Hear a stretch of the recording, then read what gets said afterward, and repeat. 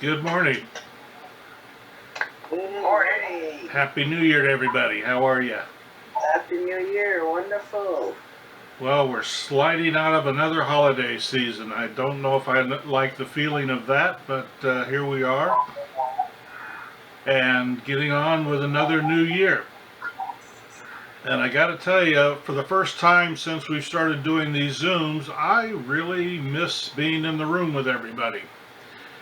There's just something energy-wise missing in my life right now, and I think it has to do with the fact that I threw this title out without really thinking about the talk that had to go with it.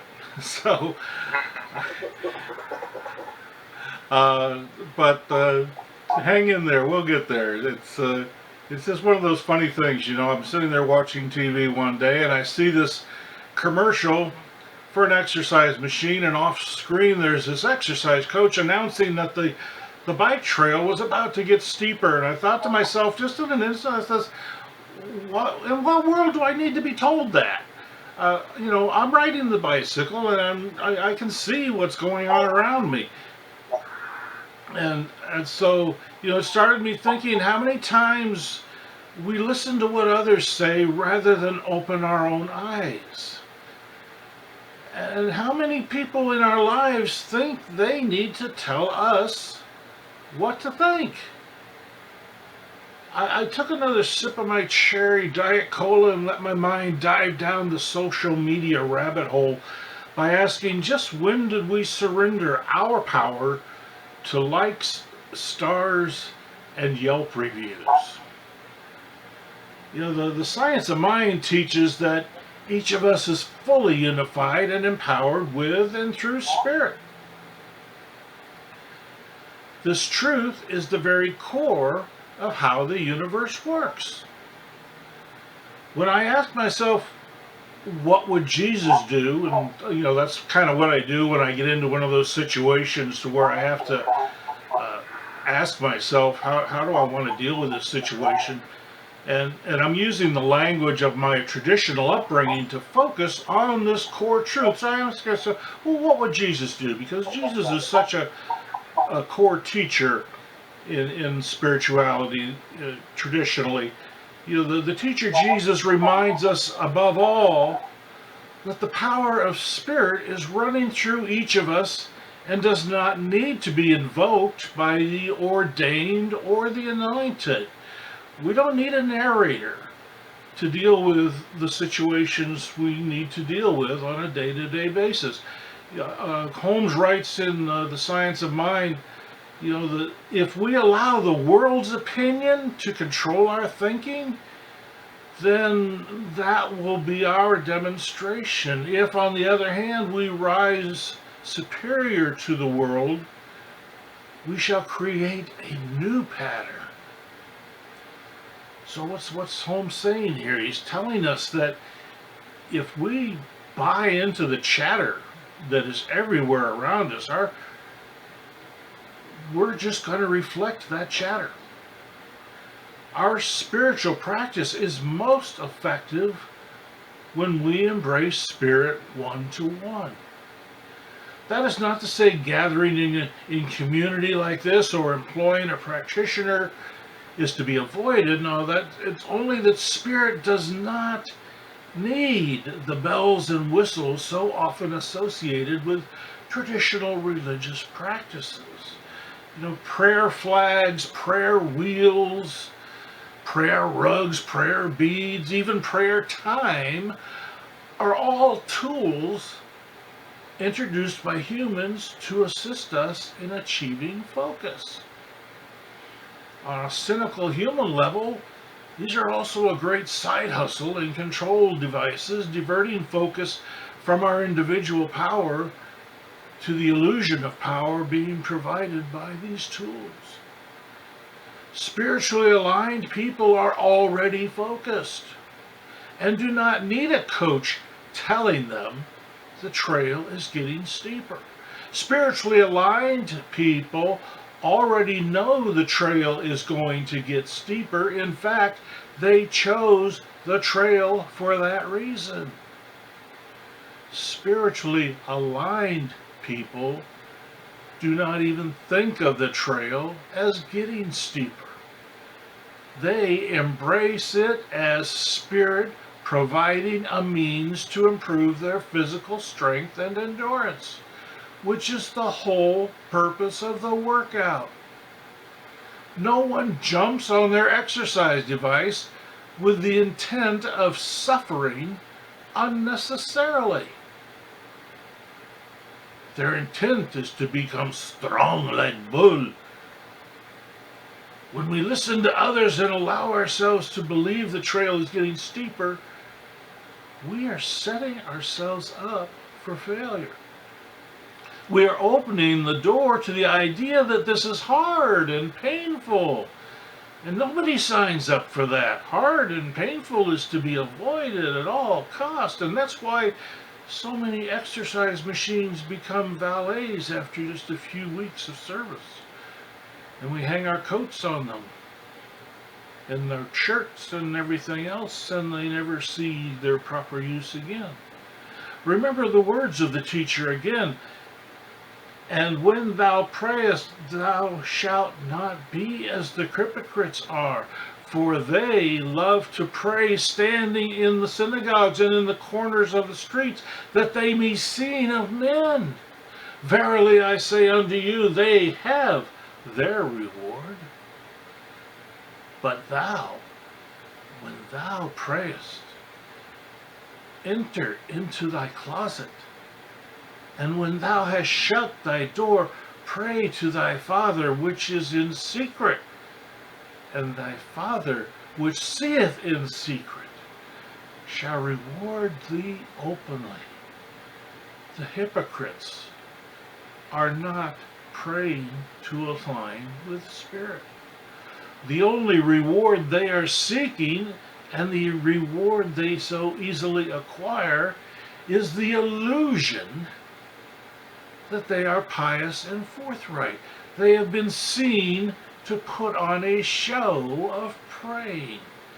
But that is all they have accomplished, putting on a show. Our reward comes from aligning ourselves without need for recognition, out of sight, one-to-one with Spirit. We have always known this. It is even reflected in our birthday ritual of blowing out the candles on the cake.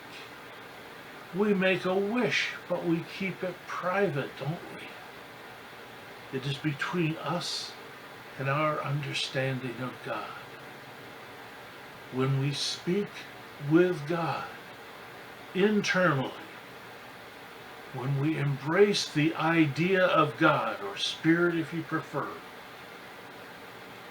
internally, our inner voice speaking to that inner voice, this is when we are our most powerful, because we are fully unifying with Spirit, linking without any outside narration interfering with what's happening one-on-one. Holmes writes again, if we are swayed by the opinion of others, we are falling under the illusion that we are using an isolated power and do not understand that which really heals is the knowledge that the spiritual man is already complete and perfect. This is circling back to that core of our truth, that each of us is fully unified and empowered with and through Spirit. Remember from previous lessons, Spirit is whole and complete. Each of us is a manifestation of that wholeness. There is no separation. Spirit is infinite. We are a manifestation of the infinite. Spirit is whole and complete. We are whole and complete. This is the core of our teaching. This is what we fall back on whenever we have to make one of those human choices. A fully aligned individual, what I think of as the full Jesus experience, if you will, would enjoy the scenery provided by the exercise equipment and never feel challenged by it, regardless of its setting. That individual is comfortable in their knowledge that they are already fully fit and capable of cruising through any scenario. Think of it more as an ET experience than a workout. Recall when the children just took off into the sky riding their bicycles. No effort, no fear, no wasted energy, just doing it. Now, the teacher again is said to have demonstrated this by walking on water, unaffected by any human doubt that it could be done. Just did it because it was the thing to do. No doubt, no question. Maybe some future version of the exercise equipment will send our bicycles plummeting down a hill toward a raging river, and our mind will spiritually open the waters that allow us to pass through harmlessly. Holmes writes again that truth is absolute and remains unaffected by the opinions, desires, or beliefs of men. Our biggest challenge is remembering any deviation from the truth is on us. We choose our beliefs. We can teach ourselves the core principles. We can align ourselves with the core principles and convince ourselves that these are the principles by which we will live. And then we go out into the real world.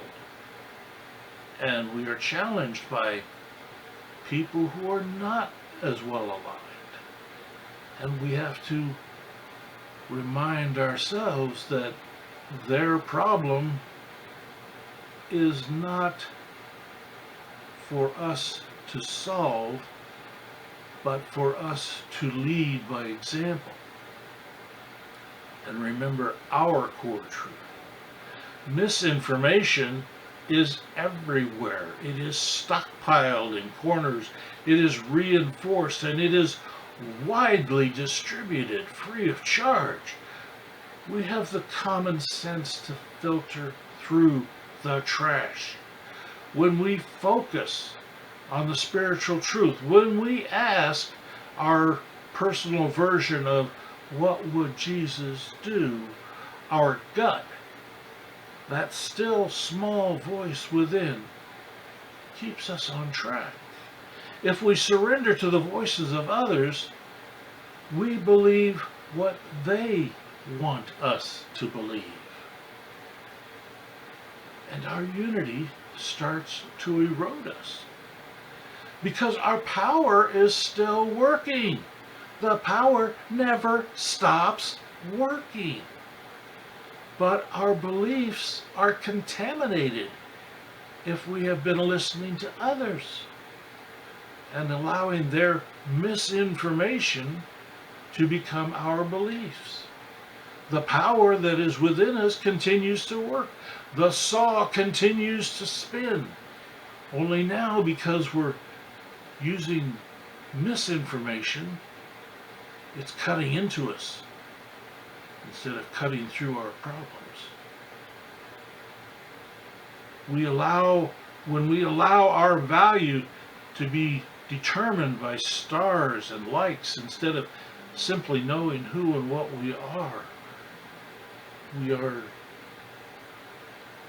losing the track. We are losing the direction that is set by our core truth. Holmes writes once again, you cannot be responsible for the acceptance of others. Each is an individual. Though you poured an ocean of love over one, he or she must receive it.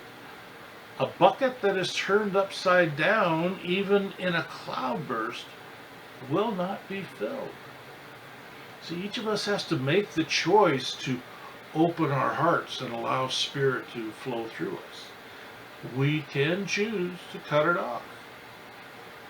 And when we choose to cut it off, when we allow our beliefs to believe that the power is not working, the power continues to work. And erodes away at us because it is powerfully cutting into us. Now, my spiritual awakening accelerated when I was ready for a teacher to appear. There are, shall we say, decades that I'd kind of like to have back, but I'm not getting them back. So I move forward, knowing now that could have done better, probably should have done better, but I'm going to do better now. And I'm going to do better tomorrow because I've already seen the results of what better looks like. I've already experienced the results of what better feels like. And I like it better than those regrets that I remember.